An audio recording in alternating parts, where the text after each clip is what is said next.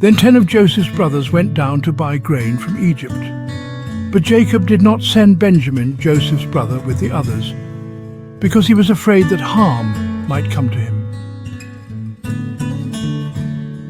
Now Joseph was the governor of the land, the person who sold grain to all its people. So when Joseph's brothers arrived, they bowed down to him with their faces to the ground. As soon as Joseph saw his brothers, he recognized them, but he pretended to be a stranger and spoke harshly to them. Then he remembered his dreams about them and said to them, "Joseph, you are spies.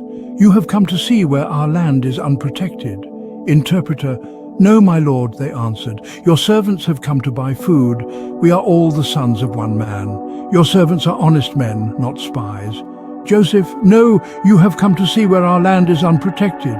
Interpreter, but they replied, "Your servants were 12 brothers, the sons of one man, who lives in the land of Canaan." And he put them all in custody for 3 days. On the 3rd day, Joseph said to them, "Do this and you will live, for I fear God. If you are honest men, let one of your brothers stay here in prison, while the rest of you go and take grain back for your starving households. But you must bring your youngest brother to me, so that your words may be verified and that you may not die." This they proceeded to do. They said to one another, "Surely we are being punished because of our brother. We saw how distressed he was when he pleaded with us for his life, but we would not listen. That's why this distress has come on us." Reuben replied, "Didn't I tell you not to sin against the boy? But you wouldn't listen. Now we must give an accounting for his blood." They did not realize that Joseph could understand them, since he was using an interpreter. Joseph gave orders to fill their bags with grain, to put each man's silver back in his sack, and to give them provisions for their journey. After this was done for them, they loaded their grain on their donkeys and left. At the place where they stopped for the night, one of them opened his sack to get feed for his donkey, and he saw his silver in the mouth of his sack. "My silver has been returned," he said to his brothers. "Here it is in my sack." Their hearts sank and they turned to each other trembling and said, "What is this that God has done to us?" When they came to their father Jacob in the land of Canaan, they told him all that had happened to them. They said, "The man who is lord over the land spoke harshly to us and treated us as though we were spying on the land.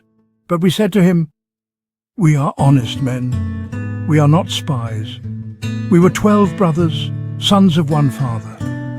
One is no more, and the youngest is now with our father in Canaan.'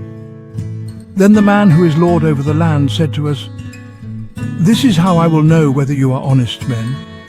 Leave one of your brothers here with me, and take food for your starving households and go. But bring your youngest brother to me, so I will know that you are not spies, but honest men.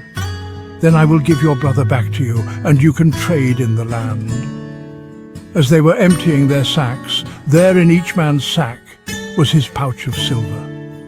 When they and their father saw the money pouches, they were frightened.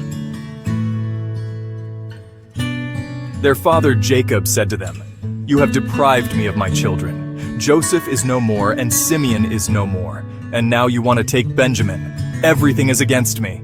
Then Reuben said to his father, "You may put both of my sons to death if I do not bring him back to you. Entrust him to my care, and I will bring him back." But Jacob said, "My son will not go down there with you. His brother is dead, and he is the only one left. If harm comes to him on the journey you are taking, you will bring my gray head down to the grave in sorrow."